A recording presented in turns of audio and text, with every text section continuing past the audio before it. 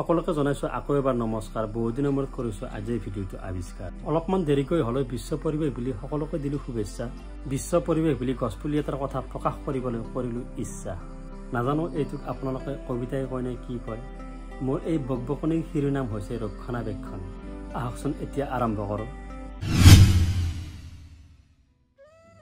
ৰাতিপুৱাই কৰিছিলো আপোনাক হাত জোৰ যে সমস্ত বান্ধন নিচিঙিব মোৰ। আনুষ্ঠানিকতা ৰক্ষাৰ খাতিৰত কৰিলে মোক ৰোপণ, প্ৰতিপালনৰ ক্ষেত্ৰত হৈ আছে এতিয়া কিয় গোপন।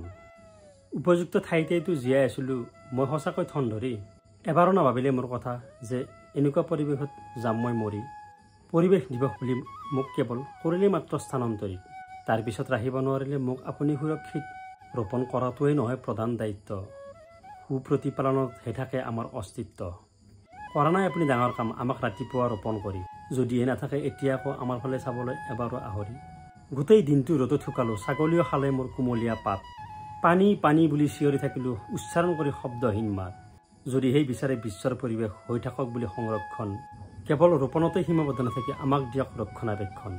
বছৰত এদিন দিৱস পালি ফেচবুক হোৱাটছআপত নামাৰিব আপুনি দম্বালি। আমাৰ অস্তিত্বহীনতাত মানৱ জাতি পৰিব আমাৰ নিচিনাকৈ উঘালি।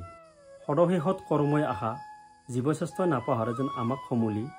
ইয়াতকৈ আৰু নাই মোৰ ভাষা, মই যে এতিয়া সাধাৰণ গছপুলি। ধন্যবাদ।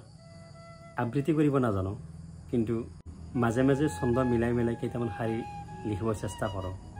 এইটো লিখিছিলোঁ মই 2018 চনৰ আজিৰ দিনটোত। ভাল হৈছে বেয়া হৈছে সেইটোৱে নাজানো। যদি ভাল পাইছে লাইক কমেণ্ট কৰিব, আৰু যদি সঁচাকৈ তাতকৈ বেছি ভাল পাইছে তেতিয়াহ'লে ছাবস্ক্ৰাইব কৰি থ'ব, যদিহে চেনেলটোত নতুনকৈ আহিছে। লগ পাম আকৌ নতুন ভিডিঅ'ত, তেতিয়ালৈ দিছোঁ বাই।